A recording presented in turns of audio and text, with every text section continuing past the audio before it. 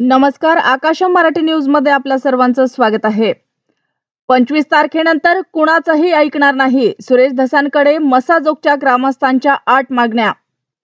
हृदयद्रावक घटना, मुलीच्या लग्नातील विधी पार पाडतानाच वडिलांचा अचानक जीव गेला। अमित शहा आज पुणे दौऱ्यावर 2 जिल्ह्यांच्या पालकमंत्री पदाचा तिढा सोडवणार।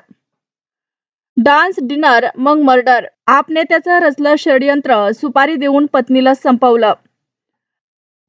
जालना येथे मजूर झोपलेल्या शेडवरच टाकली टिप्पर मधील रेती, 5 मजुरांचा वाळूखाली दबून मृत्यू।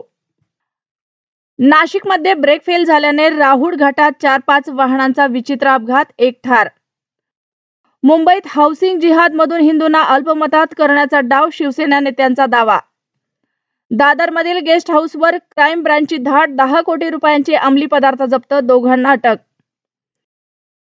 जरांगेंच्या ताफ्यातील गाडीची दुचाकीला धडक, घरात घुसून महिलेला शिवीगाळ करत मारहाण। संतापजनक, महाकुंभात महिलांच्या स्नानाचे व्हिडिओ शूट, चॅनलला विकले, प्रसिद्ध युट्यूबरसह 3 अटकेत। सकाळी आईबापासह सिद्धिविनायकाचं दर्शन, डोंबिवलीतील 10वीची विद्यार्थिनी रुळाजवळ मृतावस्थेत। शिंदे केवळ मलिदा खाण्यातच पटाईत, किनारा मार्गावरील तांड्यावरून आदित्य ठाकरेंची टीका। न्यू इंडिया बँकेचा तत्कालीन सीईओ अटकेत, 122 कोटी रुपयांच्या अफरातफर प्रकरणात मोठी कारवाई। तिकडे धनंजय मुंडेंना भेटल्यामुळे टीकेचे धनी, इकडे औरंगाबाद खंडपीठाची सुरेश धसांना नोटीस, काय प्रकरण आहे?